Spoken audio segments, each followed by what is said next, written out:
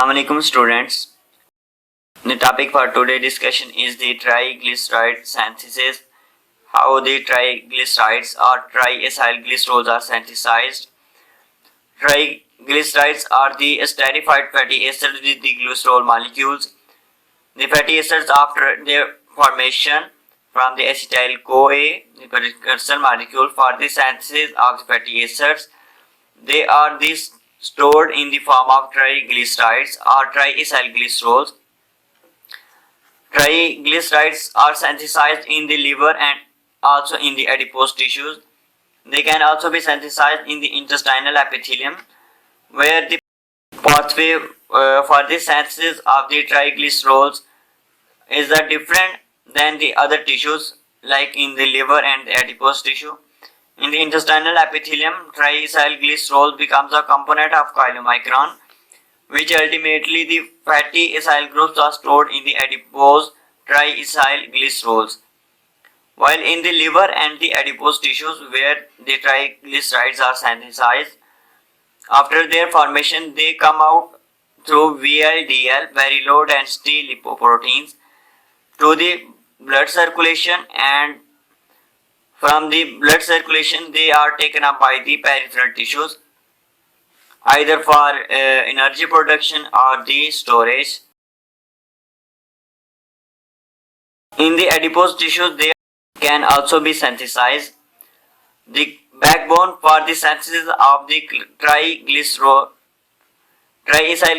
is the glycerol, as they are the esterified fatty acids with the glycerol molecule. In the liver and adipose tissue, glycerol 3-phosphate provides the glycerol moiety that reacts with the two fatty acyl-CoA molecules to form the phosphatidic acid.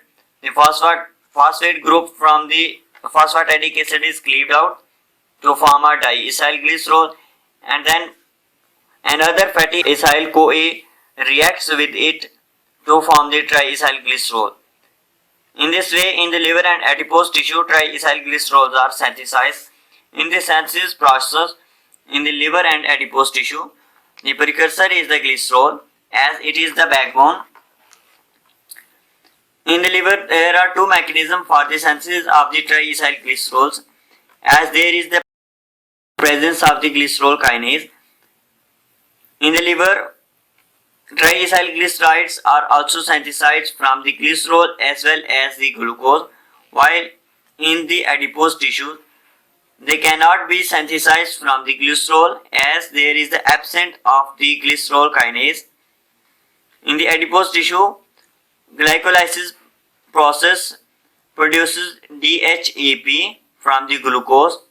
DHAP is the dihydroxyacetone phosphate, and then the enzyme glycerol 3-phosphate dehydrogenase act on the DHAP to produce this glycerol 3-phosphate. In the same condition, in liver, glycerol produces glycerol 3-phosphate by the action of enzyme glycerol kinase with the consumption of the ATP, and then the glycerol 3-phosphate is converted into phosphatidic acid. The enzyme that act on it, the acyltransferase. In this reaction, the fatty acyl-CoA is added up, and then phosphatidic acid cleaved its phosphate group to produce the diacylglycerols. Phosphatidic acid, the parent compound for the synthesis of the glycerophospholipids, which may be phosphatidylcholine or serine, etc. Then another fatty acyl-CoA is added up in the diacylglycerol to form the triacylglycerol, which contains the 3 fatty acids molecules. Then the triacylglycerol is incorporated into the VLDL, very low density lipoprotein, which then enter into the blood. Ultimately, fatty acyl groups are stored in the adipose triacylglycerols. So these are the fat of the triacylglycerol. Moving to the synthesis of the triacylglyceride in the adipose tissue. As So once again moving toward it, in the liver, the glycerol is converted into the glycerol 3-phosphate by the enzyme action of the enzyme glycerol kinase with the consumption of the ATP. While in the adipose tissue, the glycolysis produces a DHAP, dihydroxyacetone phosphate, and then the glycerol 3-phosphate dehydrogenase act on it to produce the glycerol 3-phosphate. With the action of the enzyme acyl transferase and addition of the fatty acyl CoA produces the phosphatidic acid. Then the cleavage of the phosphate group produce the diacylglycerol. Now moving to the TGA, triacylglycerols synthesis in the adipose tissue. The triacylglycerols of the chylomicron, as it introduces the dietary lipids, it contains 90% triacylglycerols. The triacylglycerols of the chylomicron and the VLDL are hydrolyzed to fatty acids and the glycerol by the action of the enzyme lipoprotein lipase in the capillary walls of the adipose tissue. Then the fatty acid produced by the hydrolysis from the chylomicron and VLDL are taken up by the adipose cells and converted into triacylglycerols. Here is the pathway. Fatty acid is converted into the triacylglycerols, but glycerol is not used because adipose tissue lacks the glycerol kinase.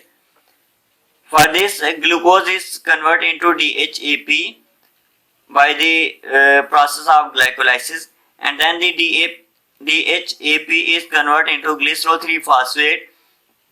Here the enzyme is glycerol 3-phosphate dehydrogenase, and then with the addition of the fatty acyl CoA, glycerol 3-phosphate is converted into the triacylglyceride. The glucose is converted into the DH and produced by the NADH to form the glycerol 3-phosphate. The triacylglycerols are stored in the large fat globules in the adipose tissue. All this process occurs in the well-fed state. In this way, the fatty acids, the TGA is synthesized and stored in the adipose tissue.